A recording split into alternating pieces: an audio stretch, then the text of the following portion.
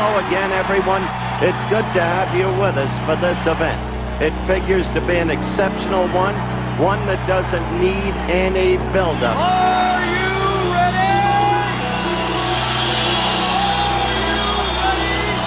This is the main Athletes, take your mark. Get set. It's time for the Addict II Athlete Podcast. Everybody out there, Coach Blue Robinson here. I want to thank you all so much for downloading, sharing, and subscribing to the podcast.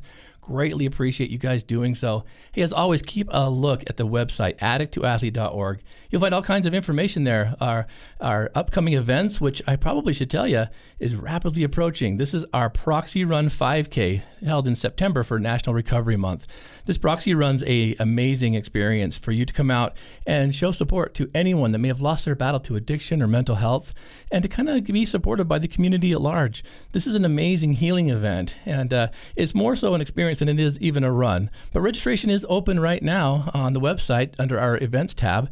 Click on there, jump on, register, and we'd love to see you come out and run for that person that needs to be remembered. And as always, jump on and check out our other information on there. Backlog podcast information about the team and kind of the events on what's happening.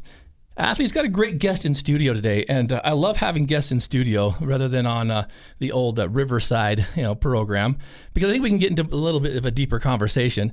But I got a guy here today that is doing great things with a program that I've watched for many years, and I've seen some amazing experiences come from these fellas up there. This is Frank Jameson from S.O.A.Ring. And Frank, welcome to the Addict II Athlete Podcast. I think it's been a little long in the making to get you guys down here, but you're doing great things up there. And I want to know a little bit about you, about S.O.A.Ring, and kind of about why your passion for addiction recovery has put you into this kind of position. No, welcome absolutely. To the podcast. Hey, thank you so much, Blue. It's it's definitely an honor to come down here. I'm glad I could make it work in person too, and see the studio and everything you got going on, and it gives me just a much better sense of the awesome work you guys are doing thanks, too. Man. Absolutely. But yeah, no, I appreciate you having me on here. I'm the executive director of S.O.A.Ring. I've been doing that for the last 4 years. And I'm passionate about it because, I went through this journey myself. Mm-hmm. And this is actually how I got sober, was through meeting Dustin Hawkins, who founded the program. Absolutely. He founded it back in 2010. It used to be called WAR, Workout Addiction Recovery. And then I went through the program myself in 2018. After going through probably 6 or 7 treatment centers, multiple outpatient programs, multiple stints in jail, the whole shebang. I won't get into my whole life story, but it basically, I had problems in high school with weed and drinking, and I didn't think they were too severe in the grand scheme of things, but it kind of started snowballing. Yeah. I ended up going to college at USC out in LA, and then and when I was in LA, it was I wasn't under my parents' roof anymore. I had more free reign, more kind of rope to hang myself, so to speak, and I kind of did. I ended up failing one semester of school after a couple years, and that kind of started kicking off the downward spiral, I guess, if you will. Yeah.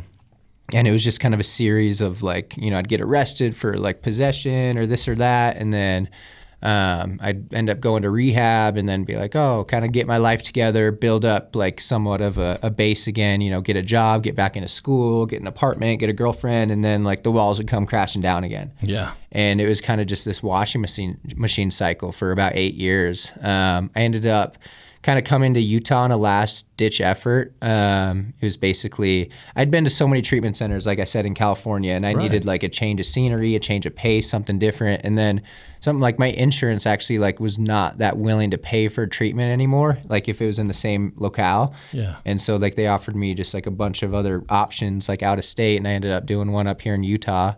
And you'd think that would be the end of the story, but it wasn't. I ended up meeting a girl in treatment, and of course we thought it was happily ever after. Found my new addiction, and then we left it together, and then 3 weeks later we were doing heroin and meth every day again. So for about a year of my life, towards the end, this was in most of 2017, I was basically on the streets of Salt Lake, just homeless. Yeah, man. Living in my truck, just living that kind of gutter junkie lifestyle. The nomad lifestyle, yeah? Exactly. Gotcha. And I like to kind of put that label on it, because it's that's what it was, and it keeps this fresh reminder in my head of that's a part of my life that I'm it's not taboo for me to say that anymore. Right. That's kind of who I was, and it's a necessary experience for me to go through. For sure. To get where I am today. But yeah, after a year of that, I was kind of at rock bottom. You know, I had multiple rock bottoms throughout my life, but you know, as you know, people say there's only one, but there's usually more than that. Yeah, I hear you. Same thing happened to me. Yeah, Gotcha. it is what you make it, you know, and like it can always go further down. There's always trap doors, right? Yeah. There was just one night I was in a parking lot. It was probably 2 a.m. I was in my truck. It was freezing cold. I had ran out of gas. My girlfriend at the time was in jail or police custody for petty theft or something. I had no money. My phone was about to die.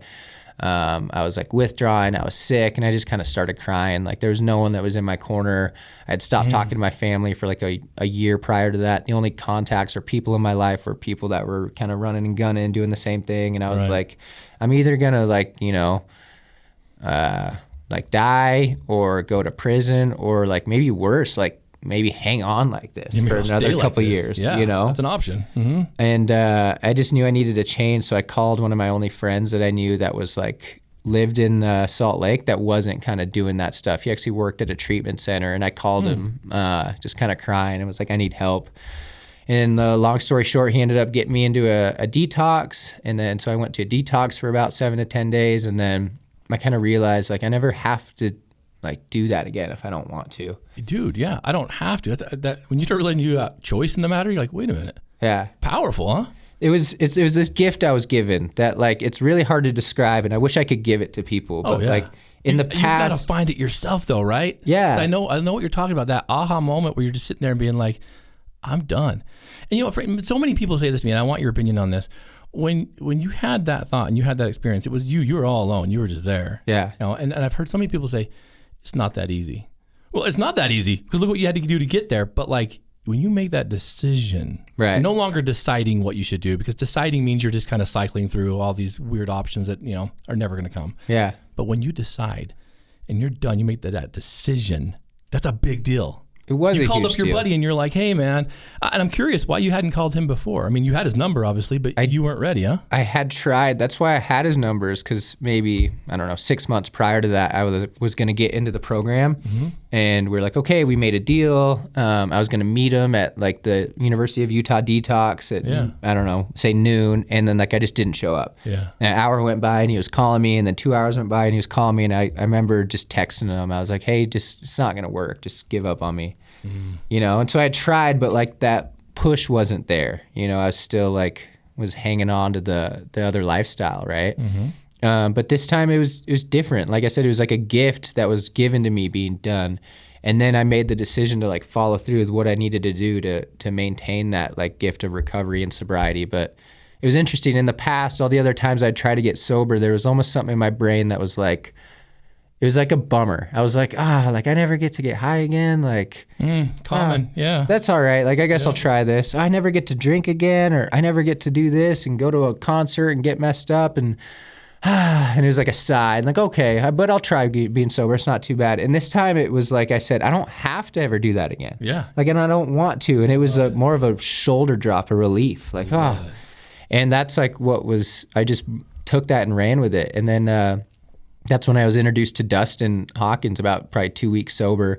It was just like an option that was presented to me. Why don't you try this program that's kind of like outside the box? It was called WAR up in Ogden, and like a huge component of it was, you know, a lot of what you guys do here, and it's just movement. Movement is healing, Yeah, working with people, that peer connection. Dustin's a solid guy. I can only imagine kind of like you kind of like rolling up and being like, try this, and you're like, what now? Like, this is not, I've been through all these treatment programs. What are you talking about? How's this going to work? Yeah, well, I could put a bar on my back and start back squatting. And you see him and like he believes in it. So you're like, all right, I'll prove you wrong, right? Yeah. I'll show you how this doesn't work. It's funny hearing him talk about it too, because he was like, Frank was just a punk kid back then. And I kind of was. Like, I was ready to get sober, but I still had that little screw authority kind of mindset. And he's like, I thought working out was stupid. And I'm like, I'm going to get all big and muscly and blah, blah, blah. Like, that's cool. And and like, I was always kind of chirping back a little bit, but I would do it. And then pretty soon, like, I started feeling better and I started buying in. Yeah. And like, it was working, right? The camaraderie, the connection, and like the idea of health, right? And so I was like, getting healthy. And so there's a physical aspect of the health. You know, he was getting me to get in shape, to exercise, to train for strength, to train for conditioning. The nutrition part of it was huge. Like, Even when I got recovery, sober, that's the hardest thing, man. Yeah. dude, I mean, tell me about it. Like, so back when I was out on the streets, like running and gunning, there was no semblance of nutrition, right? Like, I didn't survival, have right? money for food. I'd maybe eat a bowl of cereal every 2 days or something, and some soda pop and alcohol, and I was running on fumes. And then even when I got sober, it's like, okay, I was eating, but it wasn't like great. Yeah. I'd wake up, I'd smoke a cigarette, I'd drink a Monster, Rockstar, I'd eat a donut, I'd go to group, and then I'd smoke another and then by noon I'm crashing. Like, I don't feel good. It's like, well, no. No wonder. Yeah, dude. And so like, just simple building blocks, nothing too crazy. Like, oh, you're going keto tomorrow, or you're doing paleo or Atkins, or it's just simple building blocks. Much, huh? Like I hear that so many times because the athletes, they jump in here and they're gung ho with it, but I'm like, that's too complex right now. Yeah. Get to the basics. Dude, that's exactly what Dustin preaches too, because we see it often where, I mean, us, people, addicts and alcoholics, we kind of have this like go mentality. Oh, yeah. So you pitch us something, we're going to go for it, but it might not be sustainable. And so I remember Dustin was working with a guy that, completely bought into, the program, but like everything and nutrition included, went out to Costco, bought all beautiful food and was like macro planning and meal planning.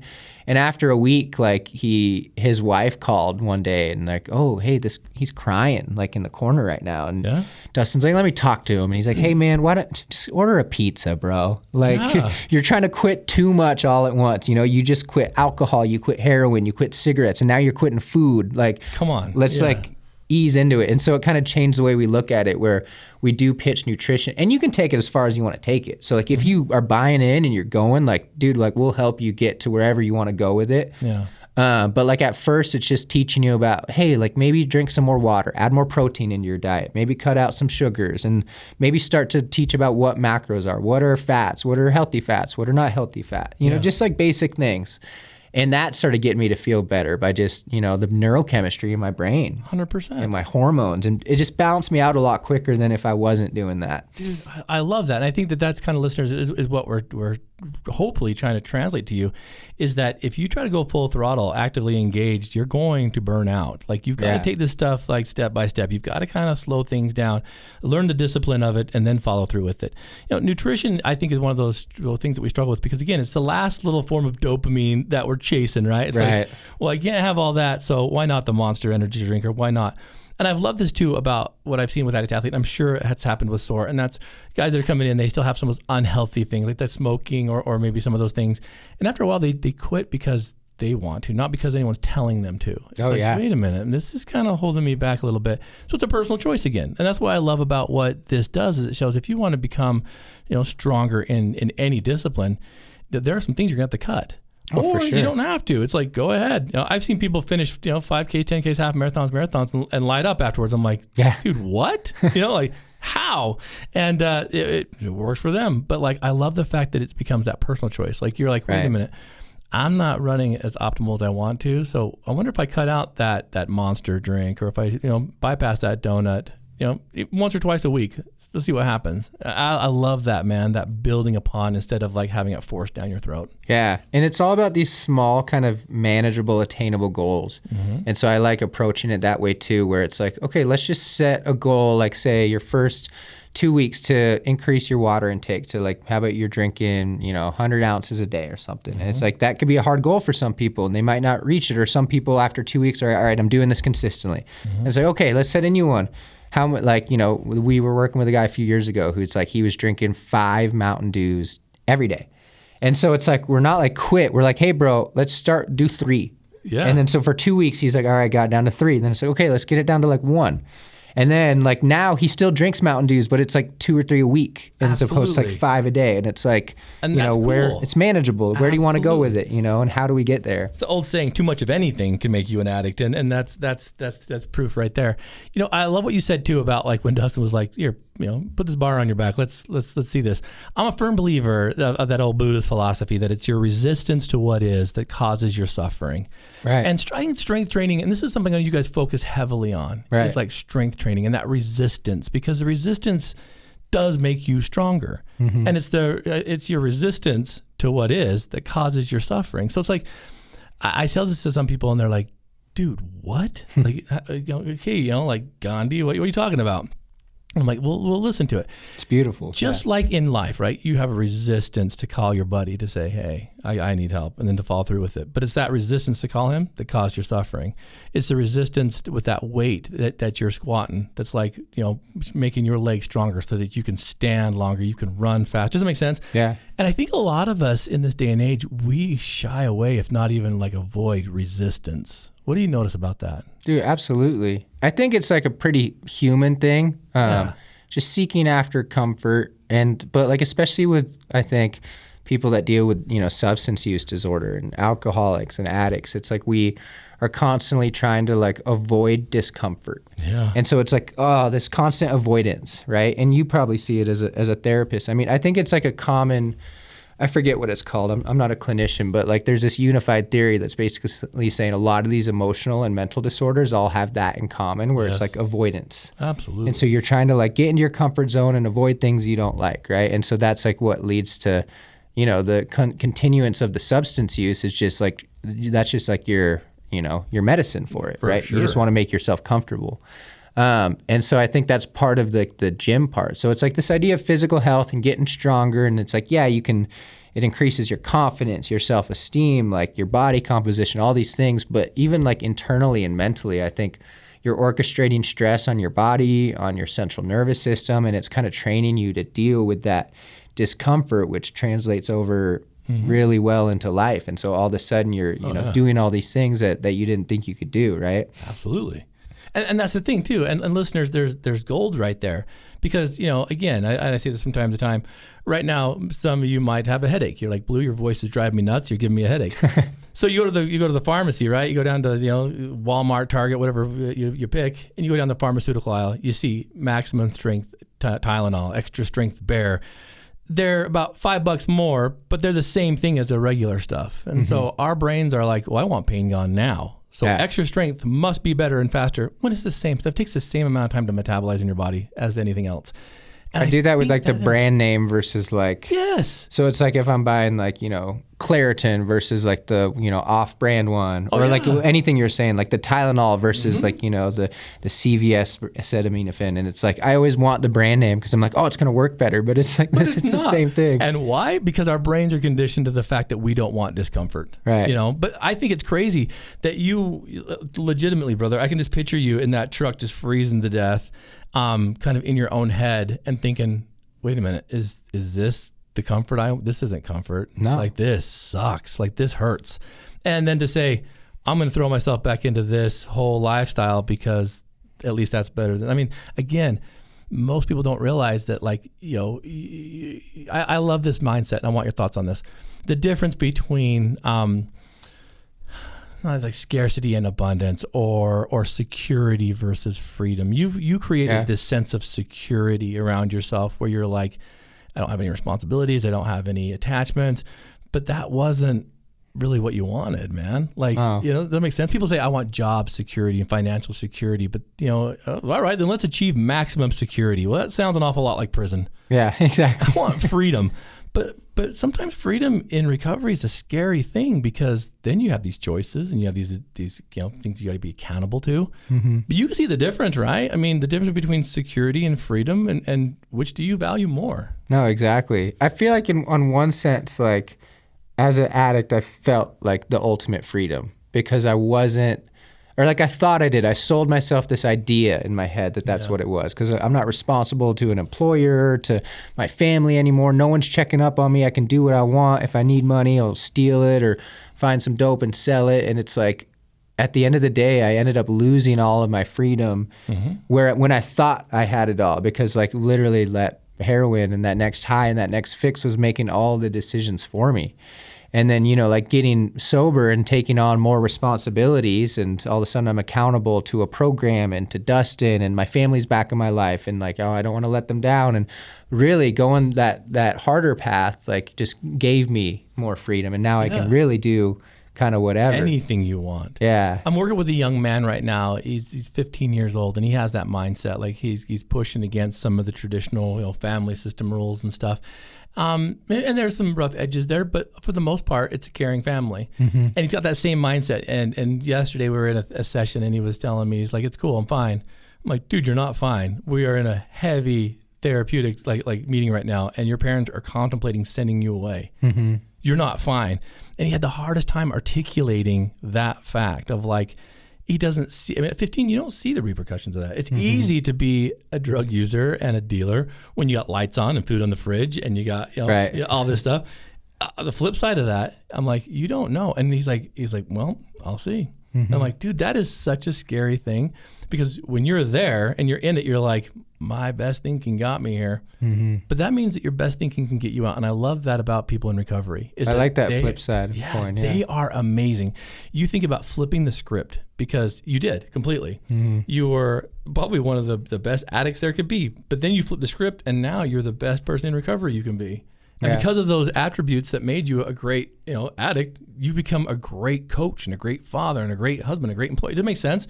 The same principles our philosophy. Apply. That's like kind of why we switched the name from WAR, like Workout Addiction Recovery, to S.O.A.R, School of Addiction Recovery. Is this? I love that name. This idea that it's a school, and so like I earned, my PhD in the School of Heroin and the School of Addiction and the streets and this and that.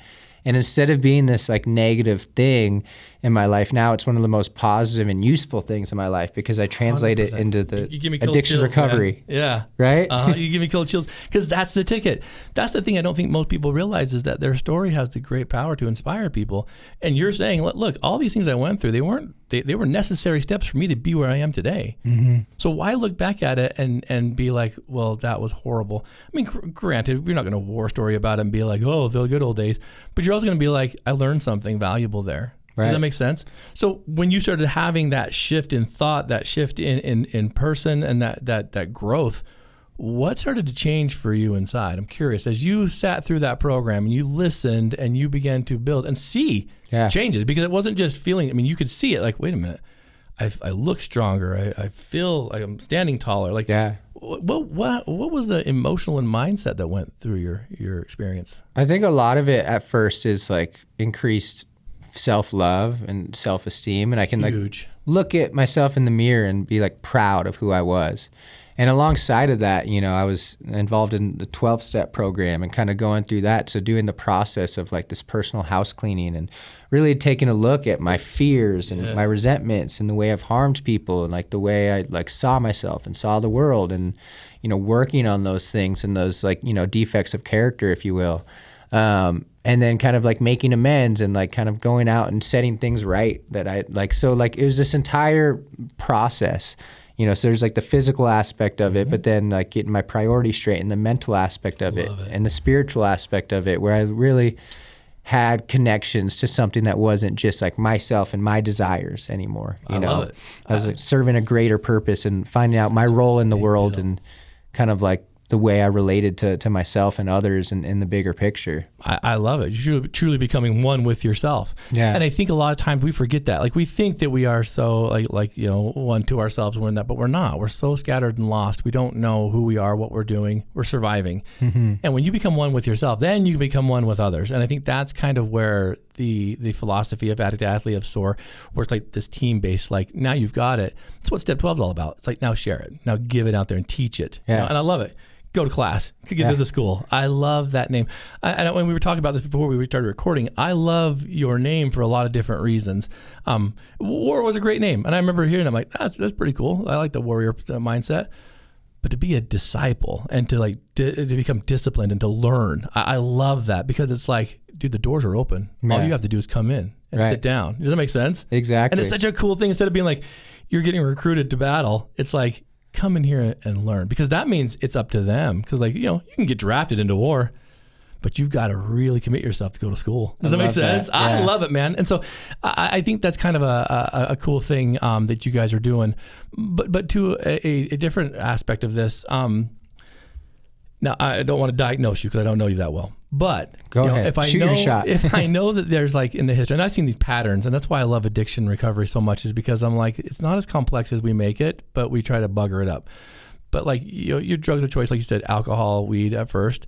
I look at those kind of things and I think, all right, depression, because those are depressants. So I'm like, all right. Mm-hmm. So did you find that when, you stopped using all that stuff, the heavier stuff, when you got into heroin stuff, and you started to kind of work out and get the same feeling, but more effort, Did that fill the gap that the drugs left? Does that make sense? Did it fill enough? Because I know there's more than just working out. There's also the service aspect. There's there's the academic parts. There's all these things. But like, how have you kept that at bay? I don't know if you suffer from depression or anxiety or whatnot, but like, I know that those drugs, they suppress those things. Right. So I see what people usually go to first, and I'm like, that means they're probably dealing with a little bit of that, because that was the plug that fit the socket, so to speak. No, absolutely. I think it's a lot of it's about like reward systems, and so I was like pressing that button over and over again, like kind of a rat to cheese. Yeah. And then all of a sudden it stopped working. And, I guess it continued to mask symptoms a little bit, but instead of bringing me on these huge highs, it just brought me back to normal. And so it was like normal and then sick and then normal and then sick. And then, I don't know, like the rewards that you get from, building these new habits that we teach. They're there, and I think they're just a little more subtle. And so it takes awareness to notice them, but like awareness to think about like, okay, how do you feel after, training, right? Yeah. How do you feel after, going really hard, getting your heart rate up, and then walking outside in sunshine and having some gratitude? And then how do you feel after like doing things like that, not just in the moment, but over a period of time? And then it slowly starts to bring you up. And I think those new reward systems, like you were saying, replace the old ones. So there was a void at first, and obviously sitting in detox, I was one of the most miserable humans ever. Oh man, yeah. But then, I slowly start to build a life and, find these reward systems, through the physical stuff, through nature, through like the service work, through the connection, through all these different aspects of things I was doing in my life. And, pretty soon it doesn't just meet, but it exceeds, that void that we were talking about. And all of a sudden I have this, I think I was just devoid of meaning before. And so all of a sudden that's been kind of fulfilled in my life. And we have this student to coach model, which is like beautiful, because you guys have a really similar thing going on. And I'm basically one of the ultimate examples of that, where I went through, it got me sober. Dustin and I became best friends. And then I kind of jumped on board with him, and we, started running S.O.A.R, and we changed the name from WAR to S.O.A.R and started taking it to kind of new heights and working with all these different populations of people. We have our adult program, a couple different youth programs, but that's the idea, is like people really do well when they like take what they've learned and then they give back to others, and they try to add to the curriculum. Absolutely. It's like we're a school, and so we have a curriculum, but all the time, people that are with us like have new things that are pitching, and we're like, dude, add it to the curriculum, and now you're adding value and giving back, and like you're helping the newer people, and like you were once in that spot, and now you're in a position of kind of like influence, and you're able to inspire and give hope and like provide substance, and it's pretty cool. See, and I hear that kind of stuff, and then my mind gets rolling too, because I'm like, I love what you guys are doing, and I love building these kind of relationships, and I think that's what it's all about, because I'm thinking School of Recovery. I'm like, maybe Addict Athlete needs to do more with you and become part of your PE course. I love that kind of stuff. Yeah. Does that make sense? And I love how these things kind of work, because you see it in real time. I think traditional therapy is fantastic. I think you can sit down, you can go through some heavy stuff, but pretty soon you've got to do something with that energy. I mean, this, stress, anxiety, all this stuff hangs out in our bodies. And if we don't move it, it'll stay there, and we'll start having health problems. I don't think people realize how connected our emotions are to our physical health. I just don't think they realize it. Does that make sense? No, exactly. You probably see this a lot. You probably see, like, as I've seen people come in, they're the blue collar workers, they're the labor workers, and they're like, oh, my back is so jacked up, I can't lift, I can't walk, I can't do this stuff. But then you stop the painkillers, and they're like, oh, the pain's not as bad as I thought. And so you adapt them to these workouts to help strengthen the back, and all of a sudden they're like, I can move again, I can do these things. That sense of fear and anxiety about starting something like this, like, how do you help coach and teach these guys to say, start slow, but we're not here to hurt you, we're here to train you? How do you guys dive into that kind of stuff? We get these self-doubters that like, well, I'm not a musclehead, I'm not an athlete, I'm not a sober guy. Like, how do you guys approach those naysayers? It's kind of just starting small, and then like finding goals that they have. And so it's like everyone's goals in terms of, I think, fitness in the gym aren't always the same. And that's okay. And so like at first we start most people off similarly with like a similar program and foundation, getting them strong, unless of course they have things like, you know, injuries or issues. And so we'll like work around that. We do a physical assessment at first to talk about where you're at, what's your mobility look like, what's your age, your strength, your goals, your injury history, and kind of design a personalized thing based off that. But once you get into it a little bit, I think you can really capture people by being like, well, what do you want to do? Do you want to try to squat 400 pounds? Choice. Yeah. Do you want to try to run a marathon? Do you want to do an Ironman? Do you want, like, are you really into like physique? Like what? And so then people are like, oh, well, this is what I want to do. Like, okay, well, we'll help get you there. Yeah. You know what I mean? Absolutely. And I do see a lot of the, like you mentioned, those like blue collar workers, that one of the big things I see is like they don't have time for the gym or the energy for it. It's like, I've been outside working for 10 hours and the last thing I'm going to do is step in here and do this. And then you get them over that hump where they try it and then all of a sudden they realize they can do more than they thought. Absolutely. And they're stronger than they thought they were. Yeah. Yeah, because you do one repetitive motion. I remember a guy that was doing like heavy labor with like cinder blocks and stuff. And he had great upper body, but I'm like, dude, your legs suck. You know, I'm like, we've got to help you strengthen like your legs because you're on them all day. Yeah. You know, does that make sense? And it's kind of funny because they don't think about that kind of stuff. It's just like the internal work, right? I mean, we can stop you from using drugs. That's easy. Stop using drugs. You know, cops can do it, courts can do it, but that's just a symptom. You know, like there's something deeper. Like your drug use is a symptom of a deeper problem. So now that you've stopped doing that, now we got to go to the core of it. It's the same thing, right? If you have a weak core, like then it's going to be hard for you to do a lot of other things. So you got to start with the core, and that's the hardest because core work is hard and it hurts, right? I mean, you know this. Oh, exactly. And so like people give up. They're like, I don't want to do this, but then they're lifting strange. So it's like going to the core of the real issue. I think is one of the coolest things because once they identify what that is, man, everything else can be built upon that. Don't you think? I mean, the core issue of your addiction, the core of your body to strengthen the rest. I mean, you see the similarities in the correlation. Yeah. And I think it's cool. I think, you know, SOAR, so like a lot of, you know, there's like a necessary component of what you're talking about, like diving into the core of what your issue is. And a lot of people do that in traditional treatment or therapy. And that we help people dive into that too at SOAR, but then I think we really excel at like what's like the next step. And so like all of a sudden people will come and be like, oh, I know who I am. I know why I did these things. I know this because of my trauma. Or now I realize that, you know, I might be, you know, manic depressive, or now I realize that this is like a hereditary or whatever. They have this discovery process that like all of a sudden they're enlightened about why they are using the way they were. And then it's like, okay, now what do I do with it? Yeah. And I think SOAR, like we're really good at helping people with that next step of like building a lifestyle. I love it. In recovery. Because it's like wherever you at, like come one, come all. It's like I don't like care if it's like you're a heroin addict or a meth addict or alcohol, or you struggle with pornography, or if it's anxiety or depression or this and that. It's like we'll help you do that next step. And it's like, okay, like diagnose kind of what's going on now that you're armed with the facts about yourself. How do we structure you know, a meaningful life that has longevity in recovery? Yep, that has longevity. I love that. And that's the thing too, I think with a lot of people that get kind of stuck there is because they think that I'm so broken, I'm so detached that really there's no hope for me. And you know as well as that's not true. Yeah. Like we've seen some pretty rough and tumbled people that have come in and been able to refine themselves into amazing individuals. You know, again, like, you know, fathers and mothers and brothers, all these people. And I love what you said about that concept, like strengthening the core and finding out what that real issue is. And I don't know if treatment does as good as job. I mean, you're giving them a lot of credit, and I love it. Yeah.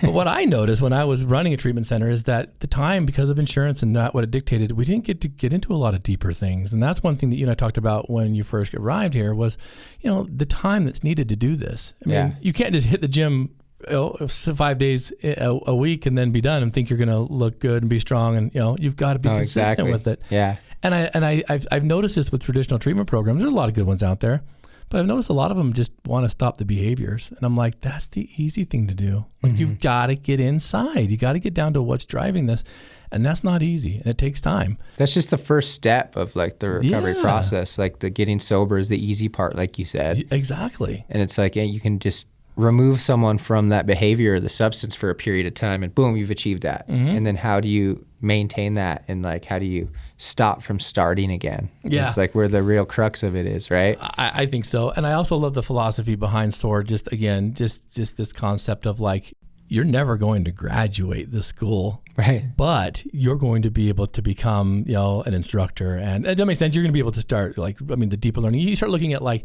ancient Rome and all these philosophers and stuff. Like, people would come listen to them to kick their knowledge when they've heard it a million times, but caught something new. So you never really graduated that school of thinking. Does that make sense? Yeah. Because you just become more enlightened and more aware, and it's a growth process. I love the fact that that's kind of the model of what I think works. Is like, am I ever going to relapse? I highly doubt it, dude. I am like 20 plus years. I don't count days anymore. Right. I'm 20 plus years sober. Like, it's not going to happen. But I have a trauma threshold. Yeah. And I know that if something was to push those buttons, I could be in trouble. Right. So although I know that I'm good, I'm still learning every day too. One of my trauma thresholds was, what had happened if something happened to one of my kids? What if I got a phone call that says, your son or your daughter? So the unthinkable, dead. right? Yeah, dude. And that used to scare me to death. It used to keep me up at night, man, because I love those little stinkers so much. But then I started bumping into people that lived my trauma threshold, that didn't relapse. And I'm like, so what would make me any more different? Does that make sense? Yeah. So even though I'm like, that scares me to death, now I have people that I could go to and be like, how did you do it? It's the same thing with recovery. It's like, how did you do this? When you move from addict to athlete to SOAR, how did you like bring it on board? Did you get the imposter syndrome, or did you feel like, no, I belong here? It's both, I think. But that imposter syndrome is like, I definitely relate to that, where it's like all of a sudden you're running on thin air, and it's like, oh, this is all happening, but I'm afraid to look down, in case it's like Wile E. Coyote and there's nothing under me and I'm gonna fall, right? Wait a second, yeah. But I think doing this gives you confidence, and making these simple, small, correct choices every day over a period of time lends itself towards this feeling that, I don't know, it's interesting what you were just talking about. We had a really similar discussion a few weeks ago about how do we find that faith that everything is going to be okay. Yeah. No matter what, you're going to be okay. And I think a lot of that faith comes from just the diligence of simple, small, correct choices. Love it. We always talk about that, make correct choices, do the right thing over a period of time, right? Yeah. And then how are you gonna fail if you're doing that? I don't think the world's gonna kind of drop you on your ass if you're doing that, right? And it can't. And what you've been through, you know that if it does, you get back up. You're gonna be okay. Yeah. It's the same principle of these guys I hear. It's like these multimillionaires that lose their fortune and then build it back. I'm like, I can't do it once. How are you doing it twice? Well, yes, I could do it once if I had the same drive, mindset, and experience that they have, right? Mm-hmm. So it's the same thing. I've seen it. I'm sure you have too. People that have had long-term recovery that then get blindsided by something heavy, and they relapse, and then they feel like they pull themselves out of the community and they withdraw. And I'm like, yeah, goober, get back in it. You're human. And I know that the tendency is to be, well, I was at this status, or I was at this level and this many years or whatever. Lean into it. Yeah, that's just the it. Pride and ego latching onto that, it's yours, Yes. When really it's just a byproduct of doing the right thing over a period of time, over right? a period of time, consistency, man. Yeah, it's all in the reps. I love it. I love it.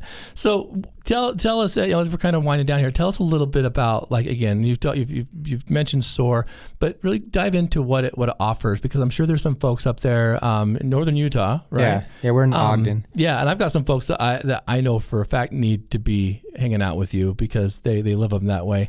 But tell me a little bit what they offer and kind of what the experience is. Yeah, absolutely. So there's a couple different, the main program that's been going for, since 2010 now, is our adult addiction recovery program. And we actually offer an IOP program now, so intensive outpatient. And we're running holding groups 4 times a week for 9 hours a week. And, I think what makes it different than your traditional IOP is that, you know, it's really centered in all these things we've been talking about, and like a lot of the Addict to Athlete philosophy in terms of movement, and it's highly experiential, and we're getting outside and we're going on hikes and we're going to the lake and we're having group outside and scenery on top of a mountain. It works. And we're getting people to do these hard things, right? So when I was talking about that kind of orchestrating stress through the gym, I mean, that's a huge, you know, philosophy of ours. And it's really like kind of behavioral modification, because I think at the end of the day, it's like, you know, one of the main issues with the addiction or substance use disorder is kind of what I was talking about, where we're trying to get these individuals to do what they want to do less and do things that they don't want to do more. You know what I mean? And so it's constantly kind of pushing against the grain, and so I think that the gym is a good focus of that and a good way to do that, and it's scalable too.